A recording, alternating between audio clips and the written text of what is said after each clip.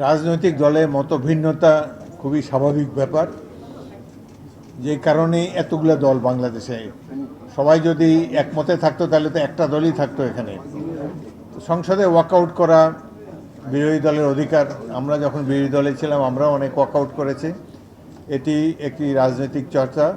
তবে দীর্ঘস্থায়ী ওয়াকআউট বা দীর্ঘ সময় ধরে সংসদ বয়কট করলে গণতন্ত্র ক্ষতিগ্রস্ত হবে, জনগণ আবার তাদের অধিকার হারিয়ে ফেলবে। সুতরাং বিরোধী দলের প্রতি আমার আহ্বান রইল, তারা যেন কারণে অকারণে ওয়াকআউট না করে। সরকারি দলের প্রতি আহ্বান রইল, তারা যেন বিরোধী দলকে অ্যাকোমোডেট করার চেষ্টা করে, বিরোধী দলকে তাদের কাজ করার মতো সেই স্পেসটা যাতে তাদের দেয়। এবং বিশেষ করে যেসব দল স্বৈরশাসনের বিরুদ্ধে একত্রে রাজপথে আন্দোলন করেছে তারা যেন নিজেদের মধ্যে ঐক্য বজায় রাখে।